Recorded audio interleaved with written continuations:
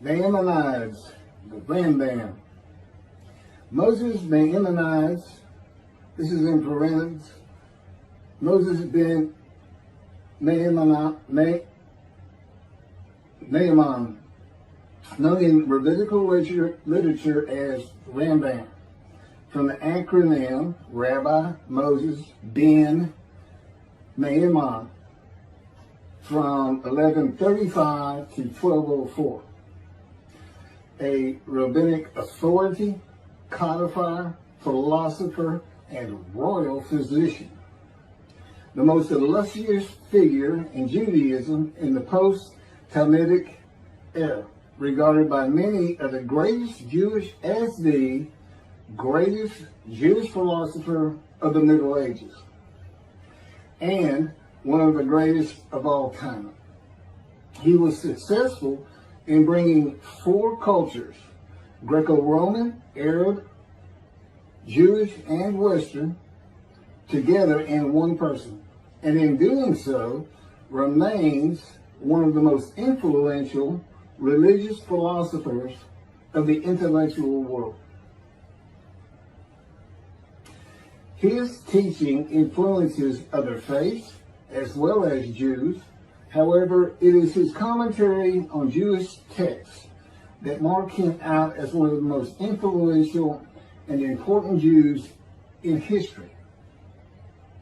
He wrote 3 major essays on Jewish law, the most famous being The Guide for the Perplexed, and each of them is still regarded as hugely important in Jewish philosophy.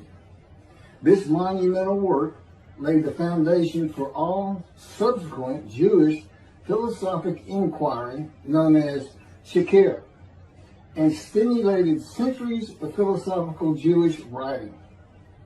His large 14 volumes work, Mishneh Torah, to date holds canonical authority in regard to the codification of Talmudic law. That was from the Jewish Virtual Library on the internet, the Famous People, and the BBC.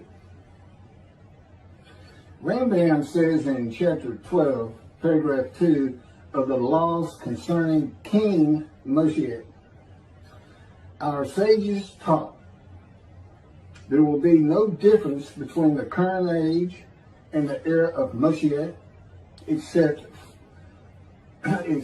our emancipation from subjugation to the Gentile kingdoms. The simple meaning of the words of the prophets appears to imply that the war of Gog and Magog will take place at the beginning of the Messianic age. Before the war of Gog and Magog, a prophet will arise to rectify Israel's conduct and prepare their hearts for the redemption, as it is written. Before I go any further, there will be no war of Gog and Magog. Period. I am Moshiach. This is the the era of Moshiach. And in addition, I'm not here to rectify Israel's conduct. And I would like to think I'm preparing their hearts for the redemption, because it is here.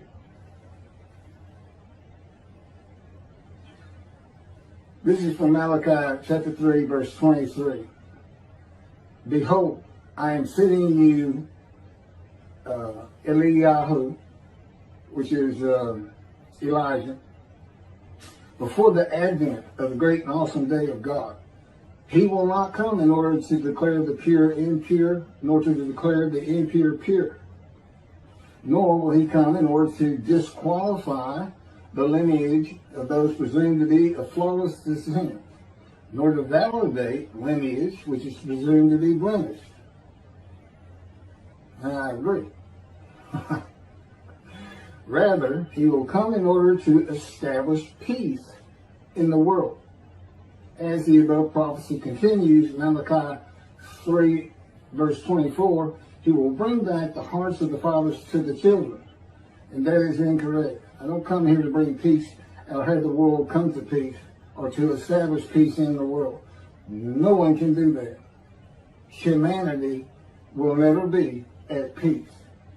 It's just not what man is. It's not how things have ever worked. Elijah does not come to establish peace in the world. And again, God dictated this to me. I didn't come up with all this on my own.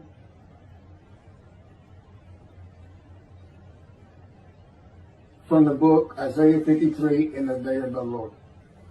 Elijah does not come to establish peace in the world, but to make the many righteous by his knowledge in reconciling the sons to the Father and the fathers to the sons of the family members, one to another, of the Jewish people, by having them be mindful of the teachings God gave Moses at Horeb and to the practice of Judaism.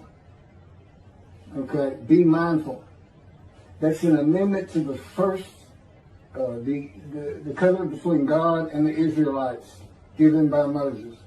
It's just an amendment because they had to have strict compliance with 100% of the Israelites agreeing to it, that they would all abide by it. Today he's saying be mindful, and he's also saying it doesn't have to be 100% of the people, those who heed and revere and esteem his name. And he knows it's not going to be all of the Jews, notwithstanding the fact he has forgiven their sins and remembers their iniquities no more. And to be a messenger of the new covenant with sin forgiveness. That's why it's new. There's an amendment to it, and in addition to it is sin forgiveness. That's the only difference. I will be your God and you will be my people. That's the covenant. And it's never changed. It's never gone away. It's new only in the sense that there's been an amendment to it, and in addition to it, and it's a ratification and confirmation of the covenant at Mount Sinai. Or Rambam and the sages say in chapter 12, paragraph 3 of the laws concerning King Moshiach, God makes it real clear. He calls Moshiach, my servant David, a shepherd. He's a teacher. There's been no Davidic kingdom dynasty that Rambam thinks is coming. And that's all you have. Now there is a slight reference to king and prince throughout the covenant of friendship.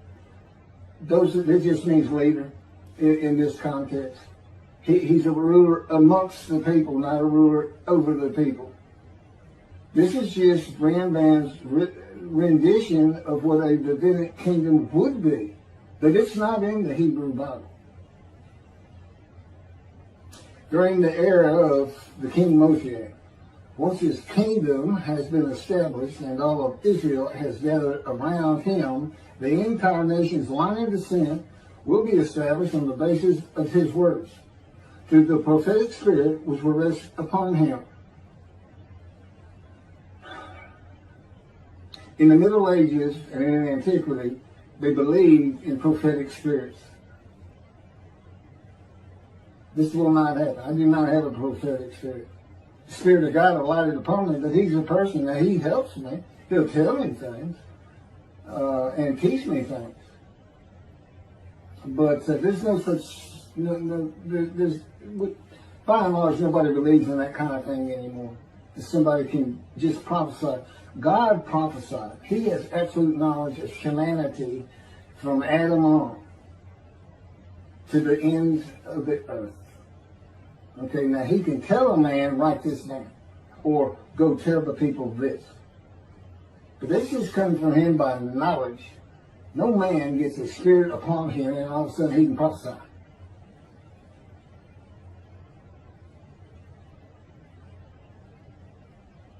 So no, the incarnation's line of descent is not going to be established by anybody, including not myself, and I am Moshiach, or God himself. So that's just not going to happen. As it is written, he shall sit as a refiner and purifier. He will purify the lineage of the Levites first, stating that this one is a priest of defined lineage, and this one is a Levite, a divine lineage. Rambam basis for this belief is a verse in the book of Ezra, chapter 2, verse 63. The governor said to them, they shall not eat of the most holy things until a priest arises who will wear the Urim and the Thummim. From this verse, one can infer that the genealogy of those presumed to be of unquestioned priestly and Levitical lineage will be traced by means of the prophetic spirit, and those found to be of such lineage will be made known.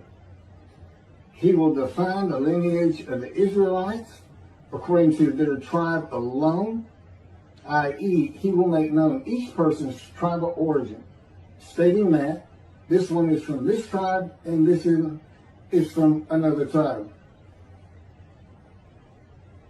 It's not going to happen.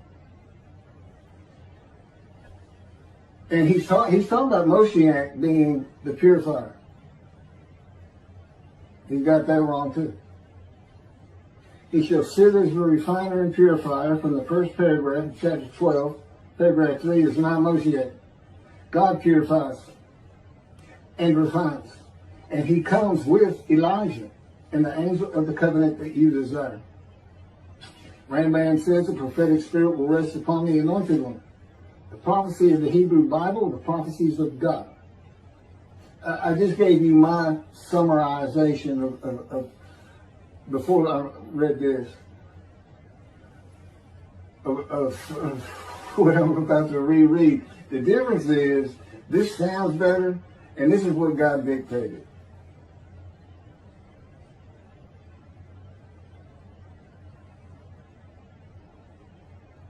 The prophecy of the Hebrew Bible, the prophecies of God. David does not have a prophetic spirit. While prophetic spirits were a common belief in the ancient age and Middle Ages, that is not true for the age of reasoning and information. Isaiah chapter 11 verse 2 defines the attributes of the spirit that alights upon the anointed one as a spirit of wisdom and insight, a spirit of counsel and valor, a spirit of devotion and reverence for the Lord. There is nothing regarding a prophetic spirit. And even that, it's just what the Spirit of God lit upon me, and he has all these attributes, and they teach me, and they tell me as I speak to people how to do and how to be. But a spirit didn't just alight upon me in and of itself. And within God's spirit is God himself, his very presence, his mind. You know, it's a hard concept because Judaism's never taught it, but it's in Ezekiel. I don't recall the chapter and verse, but God told Ezekiel, get up upon your feet. Ezekiel says, at that very moment, a spirit entered into me, and I could hear God's words. Couldn't hear God's words until the spirit entered into him. Why? They had to be inside you. They had to be inside you. It's speaking through your mind. God doesn't have a mouth and tongue. You know, he can, within me, he can make me sense, perceive that this is where his presence is. And that is where the words are coming from. As though to my ear, even though it doesn't really seem like my ear, but it does seem like it's coming from over here, or over here, wherever he wants to do it. Spirit enters into you, and God is in his spirit. And this is Malachi chapter 3, verse 2 through 5. But who can endure the day of his coming? And who can hold out when he appears? for he is like a smelter's fire and like fuller's lye. He shall act like a smelter and purger of silver, and he shall purify the descendants of Levi and refine them like gold and silver, so they shall present offerings in righteousness. Then the offerings of Judah and Jerusalem shall be pleasing to the Lord, as in the days of yore, and in the years of old. But first I will step forward to contend against you, and I will act as a relentless accuser against those who have no fear of me. This is God, and not David or Elijah. It's God. And what does he say? I will act as a relentless accuser. He says when in Moshiach is here, his servant David is here. He says, I'm going to have a reckoning and dismiss the shepherds of the flock, the rabbis. I'm going to have a reckoning and not dismiss them. Primarily for teaching this Messianic Era. Secondly, for ignoring his prophet. That would be me. Shunned, despised, and held of no account. That's how they've been treating me for years now.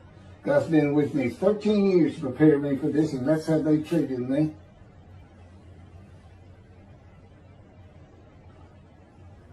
In Hebrew writing, it is common to express the same idea twice. Okay, God's telling me to move on. I don't need to hear that. It just had to do with smelting and this and that. In Malachi 1 and 2, the priesthood has been defiled. They offered polluted offerings. They had turned from God, refused to listen to him, and they profaned God's covenant. They disregard God's ways. This is in quotes from Ezekiel. Well, it's in quotes anyway. Those who have no fear of me would be the priestly tribe of the Levites, and not pertaining to genealogy or tribal lineage, but to Ezekiel 34. Thus said the Lord God, I'm going to deal with the shepherds. I will demand a reckoning of them for my flock, and I will dismiss them from tending my flock. It's Ezekiel chapter 34, verse 10. Then I will appoint a single shepherd over them to tend them, my servant David. Again, that's Moshiach. He shall tend them. He shall be a shepherd to them. Not a king. I, the Lord, will be their God. My servant David shall be a ruler among them. I, the Lord, have spoken, and I will grant them a covenant of friendship. Malachi chapter 3, verse 3 says that he shall purify the descendants of Levi and refine them like gold or silver, so that they shall present offerings in righteousness. This would be those rabbis who accept the words of the prophets of God as interpreted in this day of reasoning and information, and not as interpreted in the ancient age and middle age. You want to be purified. If you want to get out from under the dismissal, you're going to have to learn everything God dictated to me in Isaiah 53 in the day of the Lord, and the second book, the life of God's righteous servant of Isaiah 53, which is my life.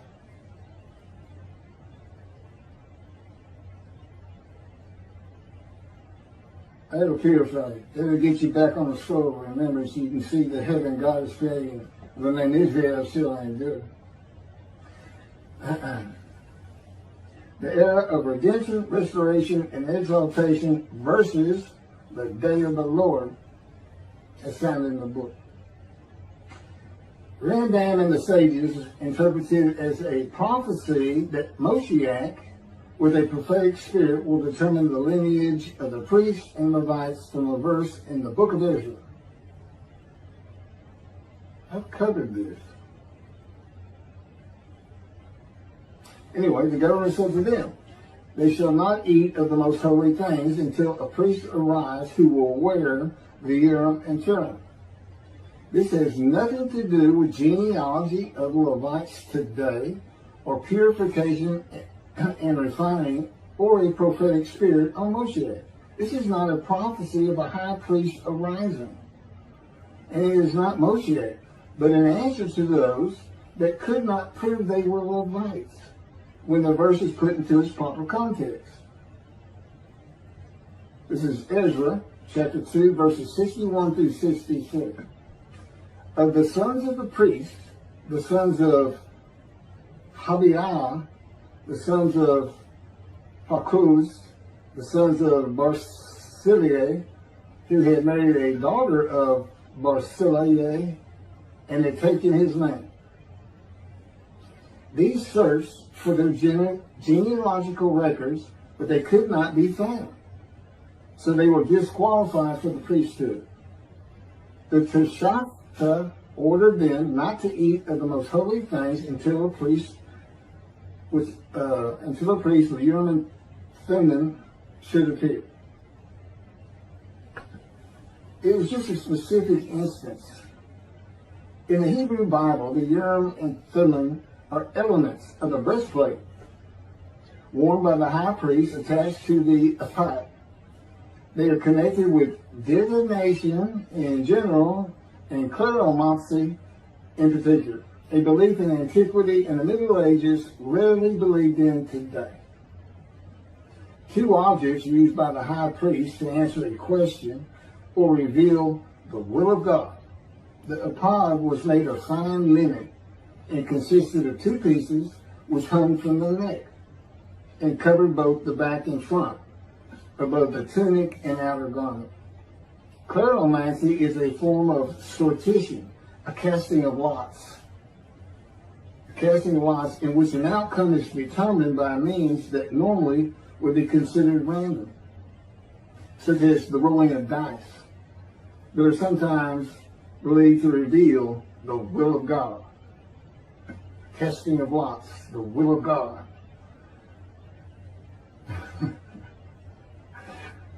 This is not believed in today. Ezra is not a book of the prophets. Teshachta was not a prophet and did not speak the words of God.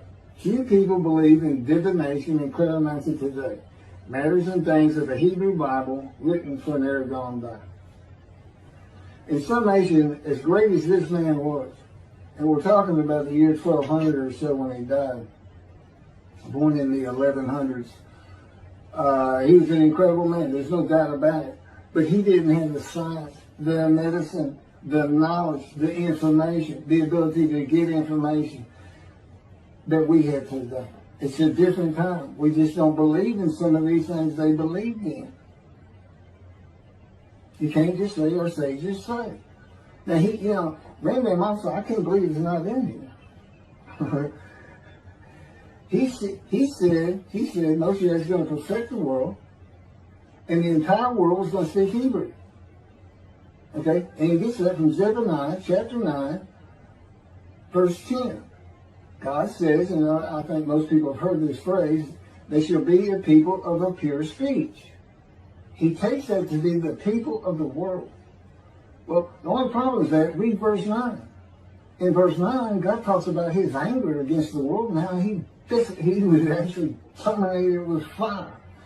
He's not talking about them. He's just talking about his people. The peoples are the Jewish people. And guess what? Today they are a people of pure speech in Israel. See, the only time an ancient language has been revived in the modern times, and that's Hebrew. That's their official language, along with Arabic in Israel. So it was a true prophecy of God. They should be a people of pure speech, but he's only talking about the Jewish people. When he says the peoples, he's talking about his people. If he's talking about the people of the world, you know what he's going to say? The people of the world. His people. The Jews. Okay, well that's all I have on Rambam. Again, I'm surprised I don't have that. Thank you very much for listening.